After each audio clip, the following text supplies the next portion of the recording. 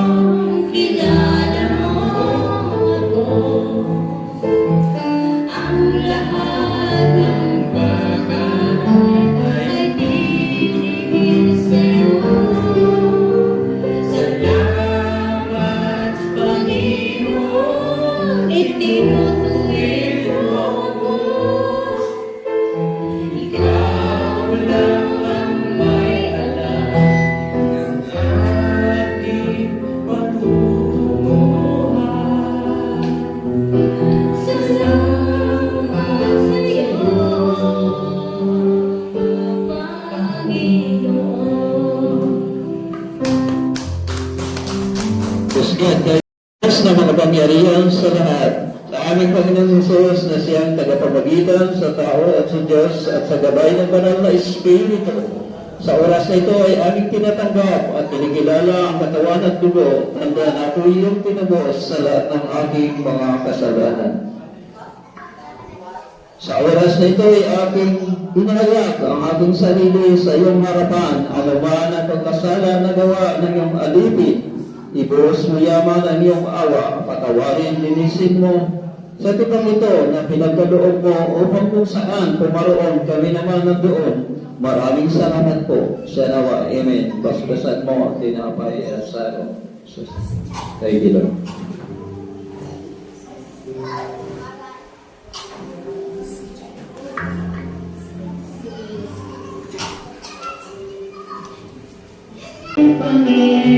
Panginoon Hesus, ako'y inibig mo.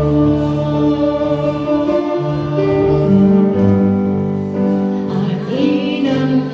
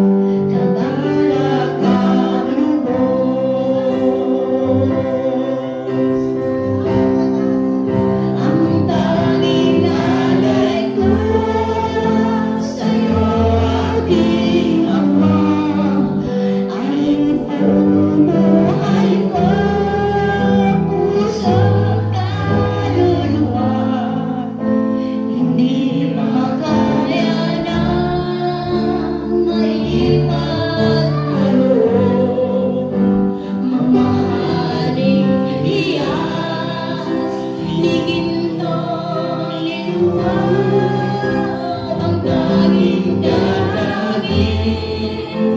Ang Diyos ay tanggapin ang tanging alay ko. Nawa ay kamingin, ito lamang Ama, wala nang iba pa.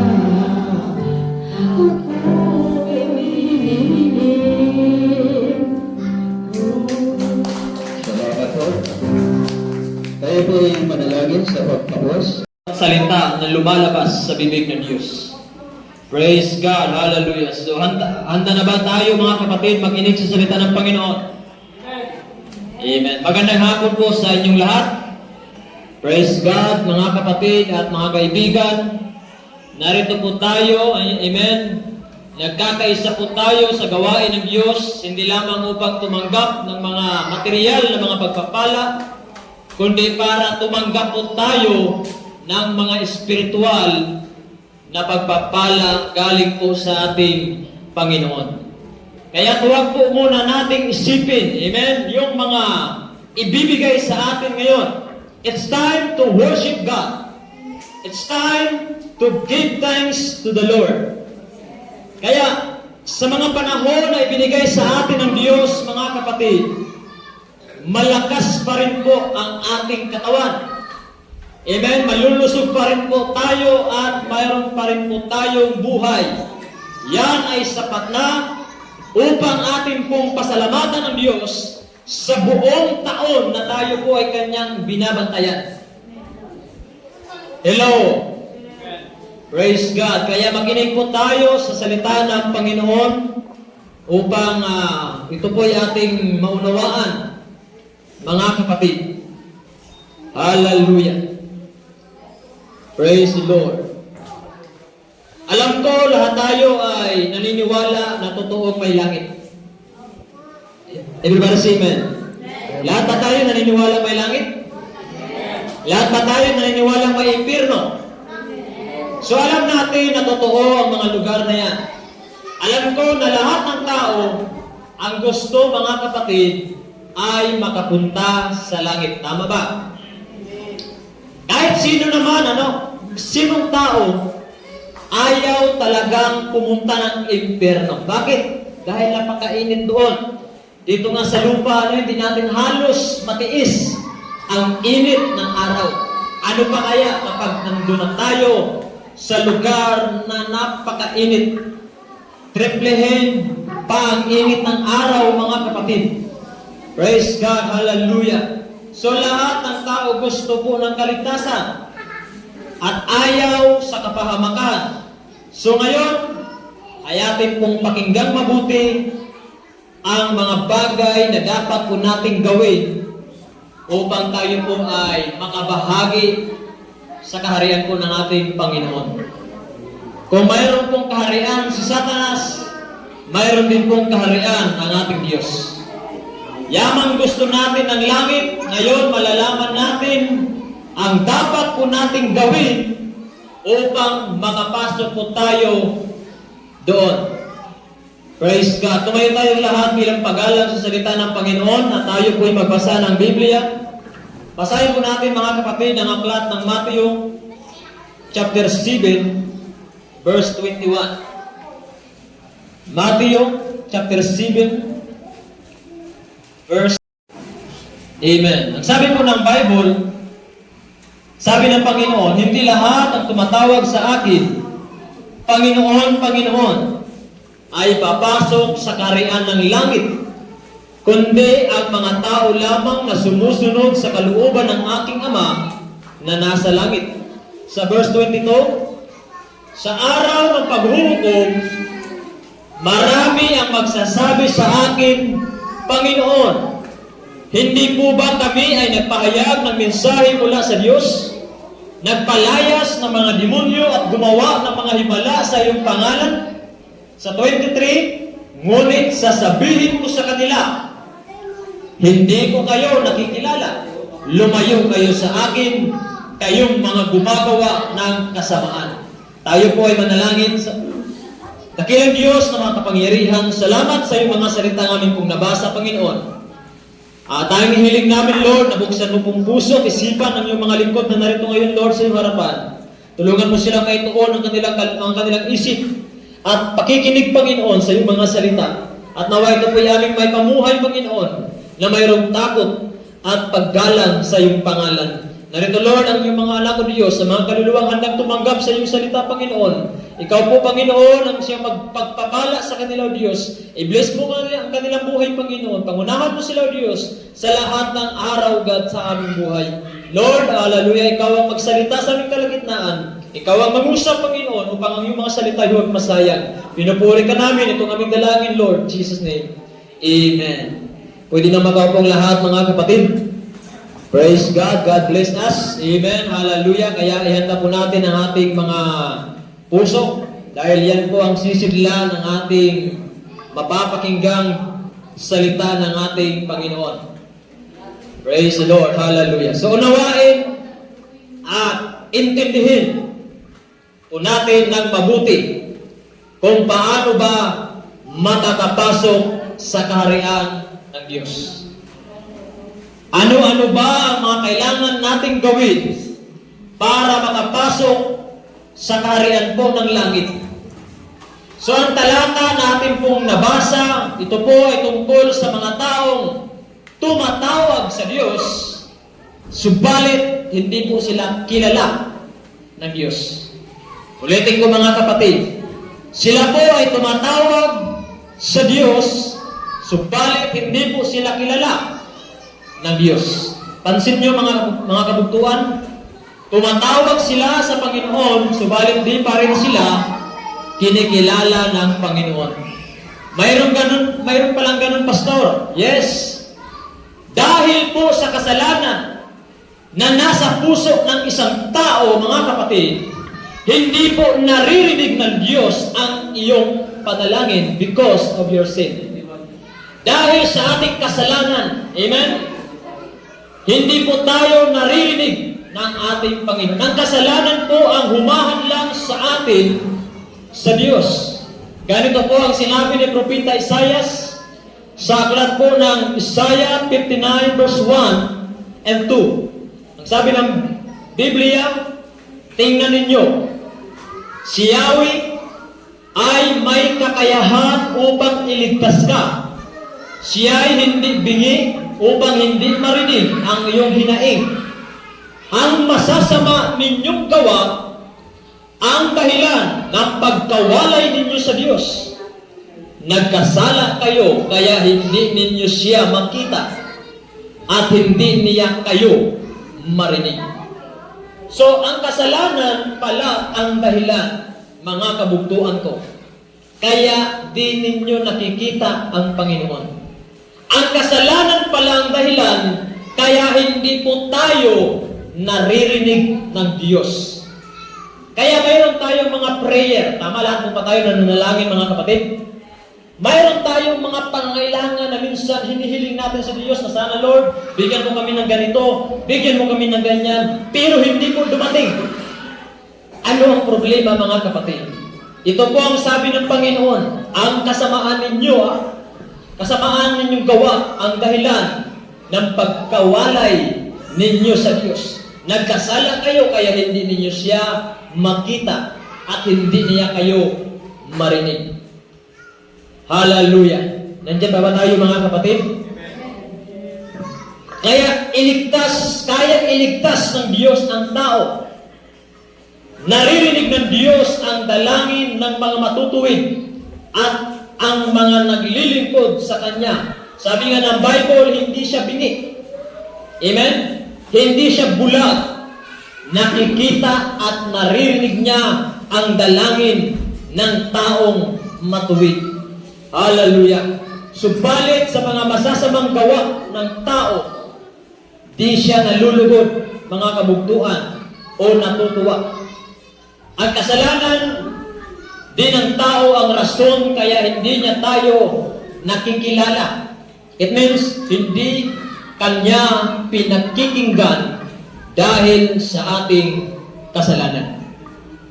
Kaya ang nais po ng Panginoon ay magsisi tayo at magpabautismo sa pangalan ni Jesucristo sa ikapagpapatawad ng ating mga kasalanan at tatanggapin ang kaloob ng Espiritu. Ayan po ang pangangaral ni Apostol Pedro sa Gawa chapter 2 verse 38. Yan ang susi upang bubuksan ng Diyos ang pintuan ng langit para sa mga taong nagsisisi sa kanilang kasalanan. Mananampalataya tayo mga kapatid. Amen? Manampalataya tayo sa pangalan ng Panginoon. Nang sa gayon ay may tuturing na tayong mga anak. Everybody say, praise the Lord. So, kilala ng Diyos, amen, ang kanyang mga anak. Pero kung tayo po ay ayaw makinig sa salita ng Panginoon at ayaw manampalataya sa Diyos, hindi kanya o hindi tayo kikilalanin bilang mga anak. Naniniwala at alam kong naririnig niyo na po ang salita ng Diyos. Sa Biblia, mayroon pong tinatawag na anak si Satanas. Mayroon pong tinatawag na anak ang kaaway. At ang mga anak ng Diyos, lagi po yan nag-aaway, mga kapatid. Sabi ng Panginoong Jesucristo, hindi lahat ng tumatawag sa akin, Panginoon, Panginoon, ay papasok sa kaharian ng langit. Hindi daw lahat na tumatawag sa pangalan ng Panginoon.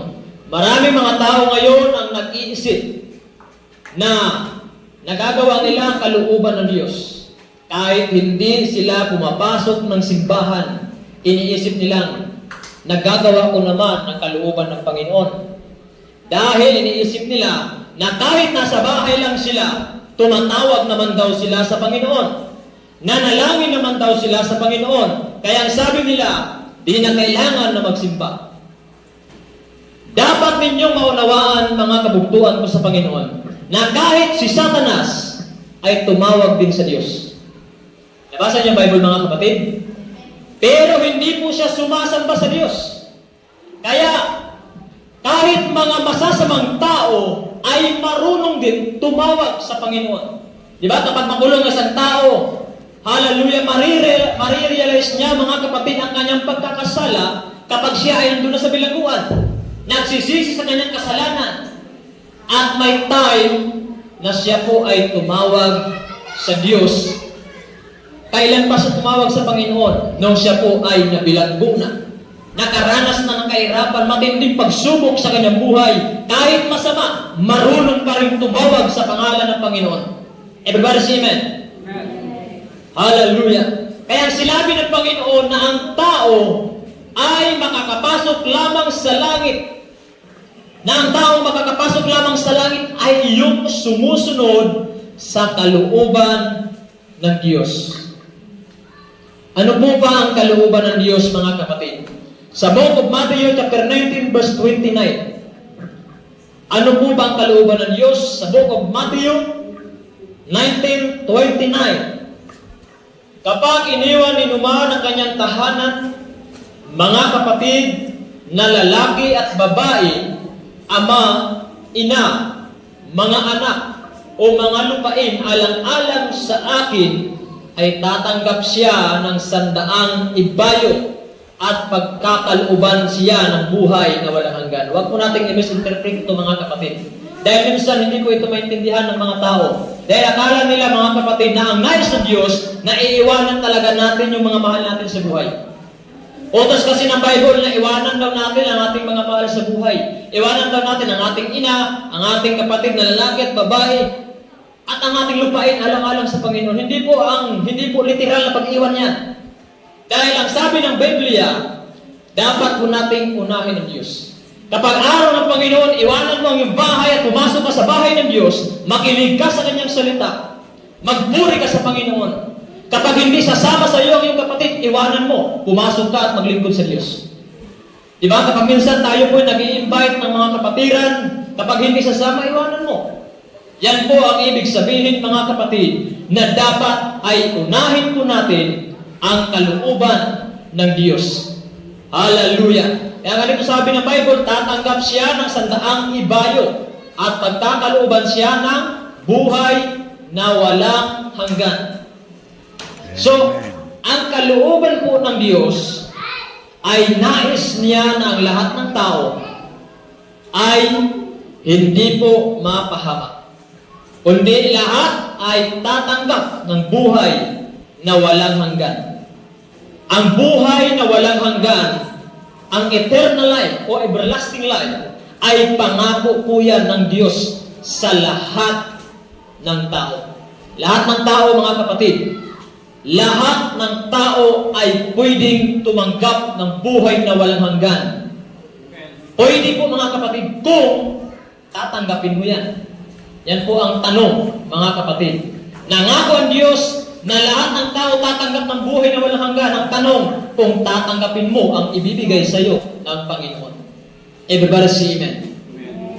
So, ang buhay na walang hanggan ay pangako ng Panginoon sa lahat ng tao. Gayunpaman, hindi po lahat ng tao ay magkakamit o makakatanggap nito. Tulad nga ng sinasabi ng Panginoon, hindi lahat ng tumatawag sa akin ay papasok sa kaharian ng langit, kundi yun lamang sumusunod sa kalooban ng Diyos.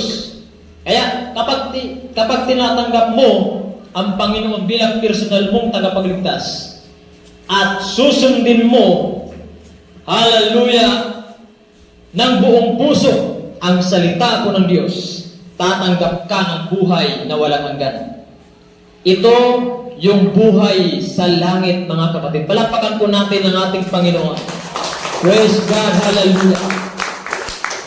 Ang buhay na walang hanggan ay ang buhay ng isang tao sa langit. Dito sa lupa, ang buhay may hangganan. Sino sa inyo hindi namamatay? Mamamatay.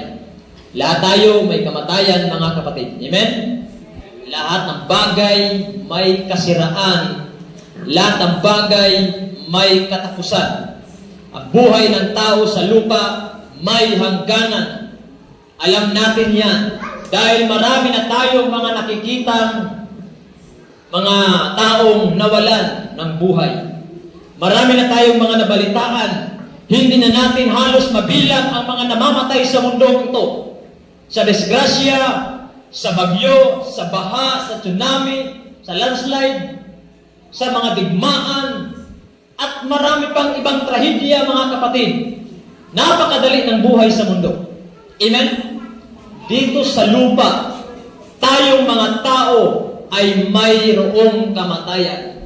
Subalit huwag po natin yan ikabahala dahil ang Diyos na lumalang o lumikha sa iyo ay naglaan o naghanda ng buhay na walang hanggan. Bumumali pa yan ang Mayson? Natutuwa ba tayo na ang Diyos ay mayroong inihandang buhay na walang hanggan? Hello? Amen. Naghanda ang Diyos ng eternal life. At makukuha lamang natin ito kung maglilingkod tayo hanggang sa pagbabalik ng Panginoon. Kaya nga sabi ng Panginoong Jesucristo, ang magtiis hanggang sa wakas ang siyang maliligtas. Ang buhay natin sa lupa, napakaraming tiisin. Diba? Alam ko, lahat tayo dumadaan ng mga problema. Lahat tayo dumadaan ng mga pagsubok. Tinitiis natin yan, mga kapatid. Kaya sabi ng Panginoon, ang magtiis hanggang sa wakas ang siyang maliligtas. Palakpak po para sa ating buhay na Panginoon. Praise God. Hallelujah. Amen. Praise the Lord. Hallelujah. Everybody say, praise the Lord. Praise God. Kaya hintayin po natin ang araw ng Panginoon na tayo po ay nasa kanyang harapan. Pero kung ang ating pong paglilingkod, mga kapatid, ay parang Christmas light o series sa Christmas tree na patay sindi, no? Yung papasok tayo ng simbahan tapos susunod hindi na naman. Yung nagsisimba tayo sa Diyos tapos wala na naman, parang Christmas light ba? Na patay sindi, mga kapatid. Talagang mahirapan tayong maabot ang pangako ng Panginoon. Hindi mahirap maglingkod sa Diyos. Dahil tutulungan ka naman ng Diyos para magbago. Kung willing kang magbago, kapag nakikita ng Diyos ang puso na gusto nating magbago at sumunod sa Kanya, hallelujah, hindi tayo maghihirap o hindi tayo pahirapan ng mga pagsubok, mga kapatid. Everybody say amen. Kung nakikita naman ng Diyos ang ating mga puso na walang desire na sumunod sa Kanya, nakikita ng Diyos na binabaliwala lamang po natin ang Kanyang mga salita, aba ito yung malungkot na katotohanan, mga kapatid. Hindi tayo makakapasok sa kaharian po ng langit. Kahit gusto ng Diyos na tulungan ka, wala pa rin siyang magagawa. Tandaan nyo, kahit gusto ng Diyos na tulungan ka, wala pa rin siyang magagawa kung ayaw mo ng tulong niya. Intindihan niyo mga kapatid? Amen. Makapangyarihan ng Diyos, sabi ng Bible. Kung tutuusin, kaya niyang iligtas ng lahat ng tao. Ito ang tanong ng karamihan mga kapatid. Sabi nila, kung totoong may Diyos, bakit ako naghihirap ngayon?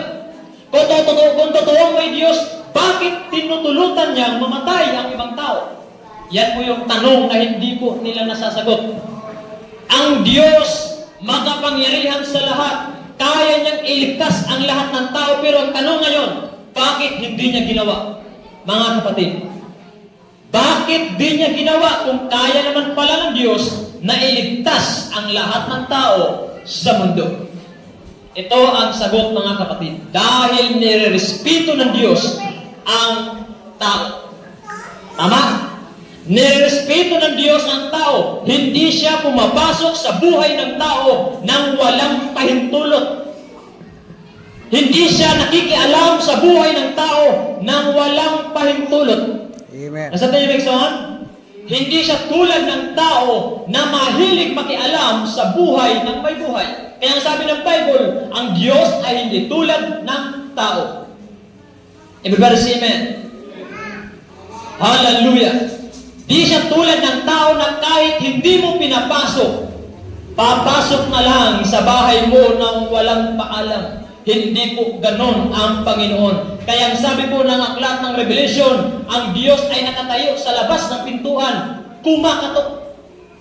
Diba, naghihintay siyang pagbuksan siya mga kapatid.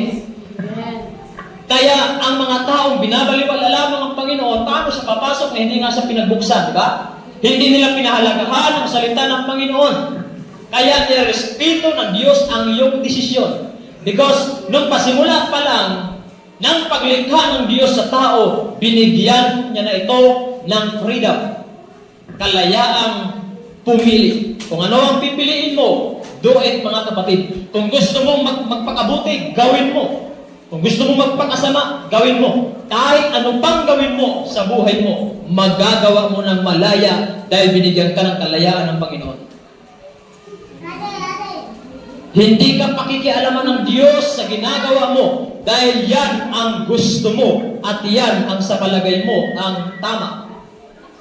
Pero kapag napapahamak ang buhay po natin, mga kapatid, ang gagawin ng Diyos, paalalahanan ka lang ng Diyos. Sasabihin sa iyo ng Panginoon na huwag mo nang ipagpatuloy ang iyong ginagawa. Pero kung ayaw mo pa rin makinig sa salita at paalala ng Panginoon, ito po ang sinabi ng Panginoong Jesucristo sa mga tao. In verse 23 ng Mateo, ngunit sasabihin ko sa kanila, hindi ko kayo nakikilala. Lumayo kayo sa akin, kayong mga gumagawa ng masama. Ito po ang sasabihin ng Panginoon sa araw ng paghuhukom. Kapag hindi po natin pinapahalagahan ang salita ng Panginoon, hallelujah! Kapag hindi tayo nakikinig sa mga paalala ng Panginoon sa pagharap natin sa Diyos, tandaan natin mga kapatid, sa araw ng paghuhukom, sasabihin sa iyo ng Panginoon, sino ka? Hindi kita kilala. Lumayo kayo sa akin, kayong gumagawa ng kasamaan. Sino ka blaha? Pagkatapos ng buhay natin dito, ano ang susunod? Naintindihan niyo mga kapatid? Pagkatapos ng buhay natin dito sa mundo, after nito mga kabugtuan, paghuhukom na. Lahat tayo, haharap sa paghuhukom. Ang sabi ng verse 22 ng Mateo, sa araw ng paghuhukom, marami ang magsasabi sa akin, Panginoon, hindi po ba kami ay nagpahayag ng mensaheng mula sa Diyos?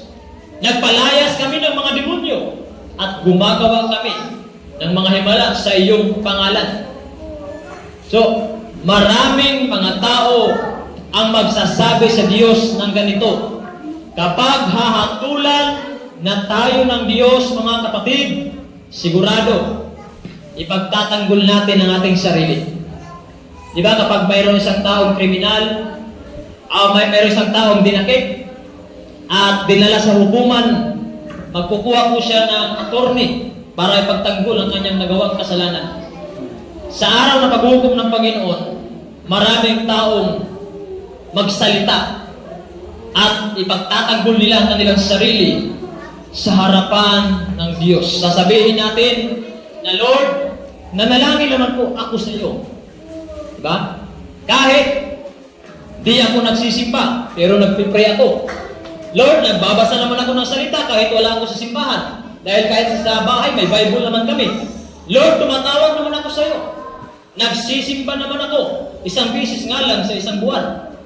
Mga kapatid, marami tayong rason na pwedeng sabihin sa Diyos. Subalit ang ating rason ay hindi po katanggap-tanggap sa Panginoon. Amen. Isasagot sa iyo ng Panginoon sa verse 23. Sasabihin ko sa kanila, hindi ko kayo kilala. Lumayo kayo sa akin, kayong gumagawa ng kasamaan. Bakit masama pa rin po ang tingin ng Diyos? Bakit masama pa rin po ang tingin ng Diyos sa tao kahit siya po ay nanalangin? Nagbabasa ng Biblia. Bakit, mga kapatid? Dahil kahit nagagawa nating manalangin at magbasa ng Biblia, hindi pa rin natin nasusunod ang buong kalooban ng Diyos. Ang buong kalooban ng Diyos ay ang paglingkod sa Kanya ng tapat at sincero. Naintindihan po ba natin, mga kapatid? Yung iaalay mo ang iyong buong buhay, yung marami kang panahon sa pagsunod sa salita ng Diyos, yung palagi mong inuuna ang Diyos kaysa sa iyong sarili, seryosong paglilingkod, magagawa rin po ng mga masasama ang manalangin. Kahit masama, magbabasa pa rin niya ng Biblia.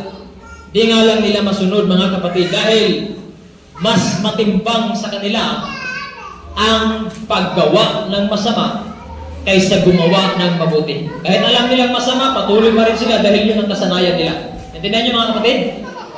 Pero kapag ang Diyos ang kikilos sa buhay ng isang tao, mga kabuntuan, kahit gaano pa yan katigas, kayang palambutin ng Panginoon. Everybody say, praise the Lord! Praise the Lord. Kahit gaano pa yan kasama, kaya pa rin yan baguhin ng Panginoon. Tulad po ni Saulo o Pablo, na nakilala niyo si Saulo, mga kapatid. Isang mag-uusig. Siya ang sumasang-ayon nung binato si Esteban. Siya ang sinugo para dapin ang mga mananampalataya at ipabilanggo. Pinapahintulutan niyang mamatay ang iba sa mga pag-uusig, mga kapatid. Pero isang araw, tinawag siya ng Panginoon at ngayon ay naging apostol ng mga hintil.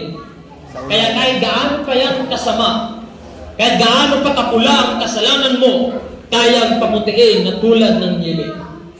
Kaya huwag natin sabihin, ay, hindi ako magsisimba. Bakit? Kasi sobra na ang aking kasalanan. Hindi na ako patatawarin ng Diyos dahil halos lampas na sa isang sakong bigas. Diba? Tandaan niyo, mga kapatid, kahit gaano pa karami ang kasalanan mo, kung magbalik loob ka sa Panginoon at magsisi, yung salita pagsisisi, mga kapatid, ay ang pagtalikod sa kasalanan. At huwag mo nang balikan. Dahil, hallelujah, itinapon mo na yan. Kapag itinapon mo na, huwag mo nang pulutin. Kapag ibinigay mo na, huwag mo nang bawiin. Ang kasalanan, dapat talikuran. Yan po ang pagsisisi. At tayo ay dapat humarap sa ating Panginoong Diyos. Upang tayo po ay baguhin, mga kapatid. Everybody say amen. Kaya ito po ang lagi nating tandaan. Lagi nating isipin na kahit masasama pala ang tao, pwede rin magbasa ng Bible. Kahit pala masamang tao, pwede rin manalangin. Amen? Kaya kung babasahin po natin ang Biblia, si Satanas ay naniniwala din sa Diyos. Tama? Si Satanas naniniwala din sa Diyos. Kaya nung nagpasting po ang ating Panginoon sa disyerto, ang sabi ni Satanas, kung ikaw ang anak ng Diyos, gawin mong tinapay ang batong ito. Binanggit niya yung salitang Diyos. So naniniwala siya sa Diyos na mayroong Diyos, pero hindi siya nagsisimba. No, naniniwala siya na may Diyos pero hindi nagsisimba. Kapag sinasabi natin, hindi na ako kailangan pumunta ng simbahan dahil naniniwala naman ako sa Panginoon. Bakit? Ikaw ba si Satanas? Hindi naman, di ba? Tao tayo mga kapatid. Si Satanas naniniwala may Diyos pero hindi nagsisimba. Tayo naniniwala may Diyos kung wala tayo sa simbahan para tayo si Satanas. Hindi po paghatol yan mga kapatid, kundi para mabuksan ang ating isipan na kahit pala si Satanas ay naniniwala sa Diyos pero hindi siya nagsisimba. Hindi niya sinusunod ang kalooban ng Panginoon. Tumatawag si Satanas sa pangalan ng Panginoon pero hindi niya sinusunod ang kalooban ng Panginoon. Kaya yun ang sabi ng Panginoon na hindi lahat ng tumatawag sa akin Panginoon, Panginoon ay papasok sa karya ng langit, kundi yun lamang mga taong sumusunod sa kalooban ng aking Ama na nasa langit. Everybody say, praise the Lord. Yung mga taong sumisigaw na nagagawa ko naman ang iniutos mo, Panginoon. Yung mga taong sumisigaw na sinasabi nilang nakakagawa sila ng mga himala at nagbabahagi sila ng salita ng Diyos, di naman yun totoo mga kapatid. Bakit? Dahil sinasabi lamang nila yun bilang rason para di sila parusahan sa kanilang kasamaan. Sinasabi lamang nila yun galing lamang sa kanilang bibig at hindi galing sa kanilang puso. Amen. Ngayon, alam ng Diyos ang nilalaman ng ating mga puso, mga kapatid. Bago po ako magtapos, mga kabugtuan, lagi po nating tatandaan, hallelujah, huwag tayong mag-alinlangang sumunod sa salita po ng ating Panginoon. Gusto mo ng langit, gawin mo ang sinasabi ng Diyos. Sa mga hindi po nakakilala sa Diyos, sa mga hindi pa tumatanggap sa Diyos, mga kapatid, ito po ang tamang oras, amen, upang atin po siyang tanggapin bilang personal nating tagapagligtas. Huwag nating hintayin na mauubusan tayo ng panahon. Marami ngayong mga tao sa ospital nagbabayad ng libo-libo para lang magkaroon ng dagdag na buhay. Nagbabayad isang gabi sa ospital, mga kapatid, halos hindi mo kayang bayaran dahil sobrang mahal. Pero ngayon may buhay ka. Ngayon malakas ka. Ngayon kaya mo gumalaw. Kaya mong huminga. Ibigay natin sa Panginoon ang ating buong lakas at buhay habang tayo ay may panahon pa. Lagi tayong mag-attend sa mga gawain ng Diyos. Praise God, upang lalo nating maunawaan ang Kanyang kalooban. Lagi tayong makinig sa Kanyang mga salita, mga kapatid. Tumayo tayong lahat, mga kabugtuan. Hallelujah. Ito ang oras, mga kabugtuan, na dapat po nating isipin ng mabuti. Bago tayo uuwi sa ating mga tahanan, bago tayo uuwi sa kanya-kanya nating mga lugar, huwag mong hayaan na uuwi kang walang dalang pagpapala galing sa Panginoon. Ngayon ang oras na dapat po nating isurrender sa Diyos ang lahat ng ating problema, lahat ng ating mga alalahanin. Kaya kung mayroon tayong mga mabibigat na dinadala sa ating mga puso, amen, huwag tayong mahiya. Isipin nyo, nung pinasan ng Diyos ng ating Panginoong Jesucristo ang cross, Hindi siya nahihiya kahit siya po ay nilalait ng mga tao. Kahit siya po ay minumura, tinudulaan, tinatadyakan. Dala niya ang krus, mga kapatid, at lumalakad siya patungong Golgota, ang lugar na tinatawag na lugar ng mga buhok. Doon ipinako ang ating Panginoong Kristo. Dahil gusto ng Panginoon na makita kang naglilingkod sa Kanya. Kung hindi dahil sa ating Panginoon, mga kapatid, hallelujah, wala tayo ngayon. Kung hindi dahil sa ating Panginoon Hesukristo, matagal na tayong namatay sa kasalanan. Pero inako niya ang kasalanan mo. Amen. Kaya kung gusto nating bigyan ng kasiyahan ang ating dakilang Diyos, kung gusto mong magpasalamat sa Panginoon, hallelujah, malaya kang lumapit sa paanan ng ating Panginoon. Sa lahat ng mga may mga pagsubok na dinadala, mga mabibigat na problema, malaya tayong lumapit, mga kapatid, sa harapan para ipanalangin. Amen. Come on, church, huwag tayong mahiyang